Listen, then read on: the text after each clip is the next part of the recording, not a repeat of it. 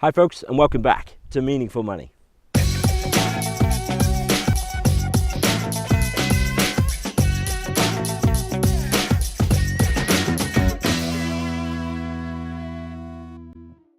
Okay, still here in my little field just above the village of Madron. I've got a suit on. I know that's unusual for these videos. That's because I'm in between client appointments, just grabbing half an hour to shoot a couple of videos.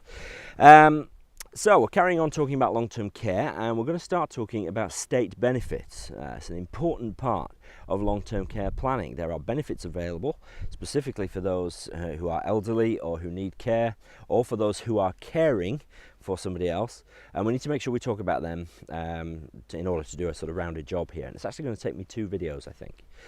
Now there are 3 sort of main benefits which pertain to long-term care. But nearly forgot before we get into it, my good friends down here, 7 Investment Management, thank you to them. They sponsor the show and help me to keep going, so I mustn't forget to thank them. They're good friends.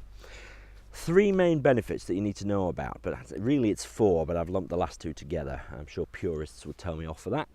So we've got pension credit, carer's allowance, and then the 2 I've lumped together are attendance allowance and disability living allowance, because they're very similar. I'll deal with those next time. So this time we've got pensions credit and carer's allowance. Now the pensions credit is one almighty dog's dinner of a benefit system. Eventually it will, I'm certain, be sort of unwound into this new universal credit that they're talking about doing at the moment. But the purpose of it is to top up the income of somebody over the age of 65 to a minimum level.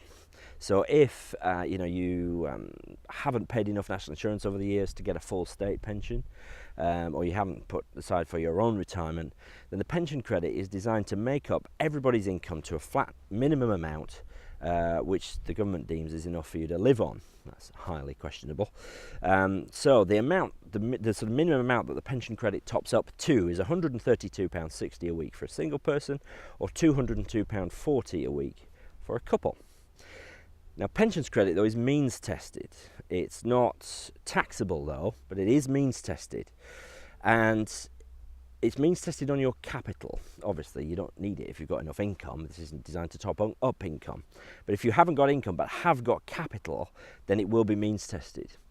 See, that's done using the tariff income system, and we talked about that a little bit just a couple of videos ago in the second one of the financial assessment for long-term care, and it works along similar lines. It basically means is if you have more than £10,000 in assets in the bank, then the government will deem you to have tariff income of £1 for every £500 you have in excess of £10,000.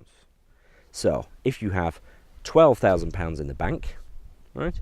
That's £2,000 over the bottom limit of 10,000.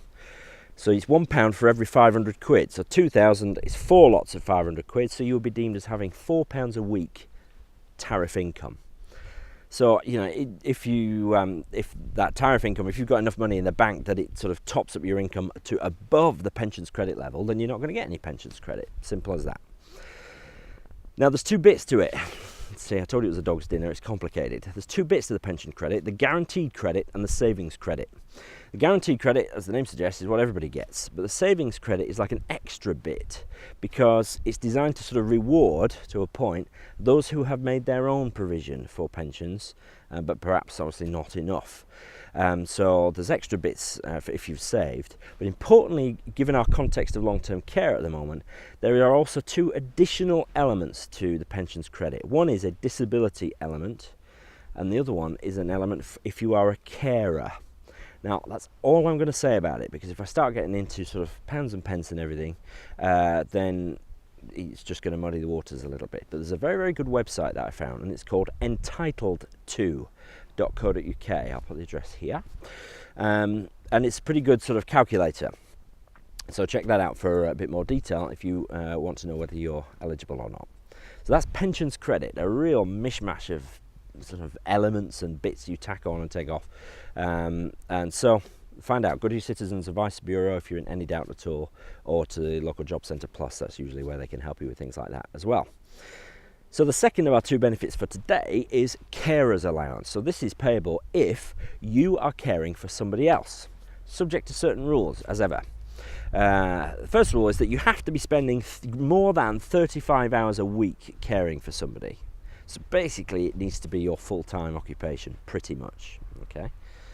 Ooh, just checking. I thought there was a tractor or something coming behind me again, but there's a road a little bit further back. So you have to be spending more than 35 hours a week caring for somebody. The amount of the carer's allowance is pretty paltry. It's £53.90 per week, so it's not a great deal really. It's also taxable, so they're going to pay you tax on that pittance, charge you tax rather. And it's not paid at all if you are earning over £100 a week. So this is the sort of, you know, they're expecting that the caring will be a full-time sort of occupation for you.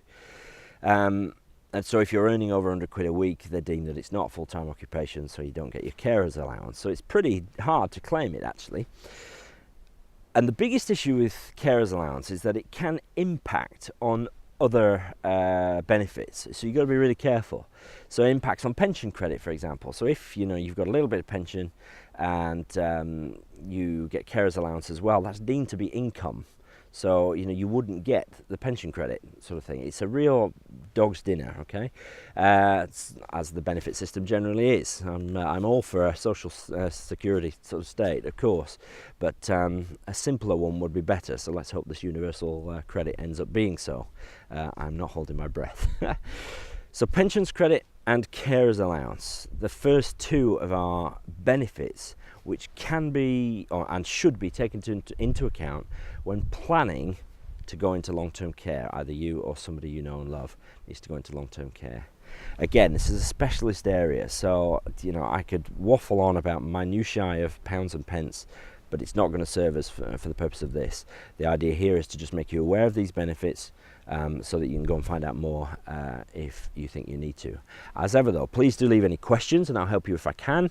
But for now, thank you for watching. We're going to look at attendance allowance and disability living allowance next time.